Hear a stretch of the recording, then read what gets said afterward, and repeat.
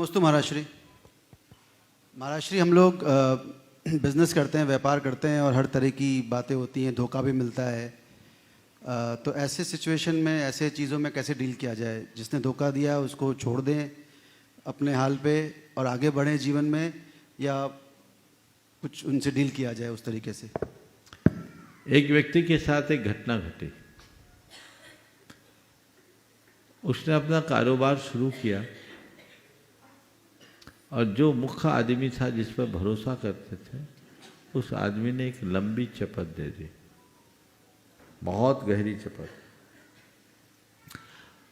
व्यापार की शुरुआत की और पहली शुरुआत में ऐसी चपत आई तो उससे वो व्यक्ति डिप्रेशन में आया। उसके पिताजी उसे लेकर मेरे पास आए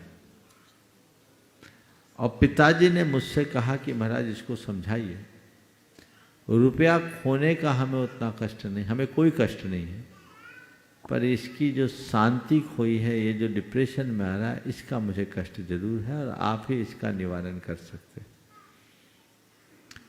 मैं इससे रोज कहता हूँ, बेटा इतना नुकसान हुआ उसकी परवाह मत करो, यही सोचो कि हमने अपने जीवन में इतना कम कमाया।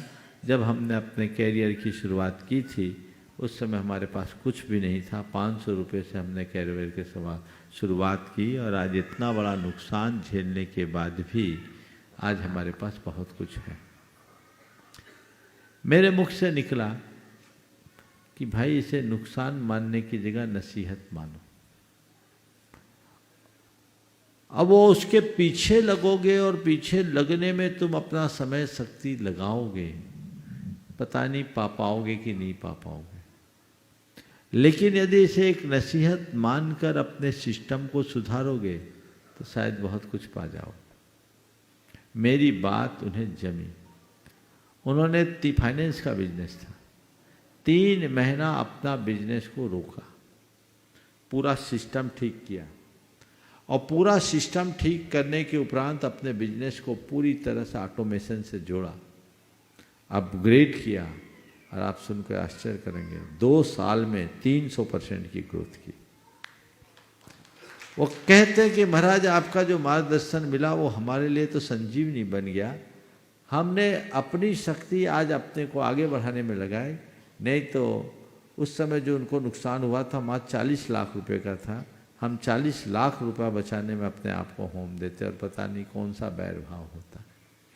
तो व्यापार करते समय ऐसी नीति और रीति अपनानी चाहिए कि इस तरह की नौबत ही ना आए कि धोखा खाना पड़े, और सिस्टम बहुत पारदर्शी और स्पष्ट होना चाहिए।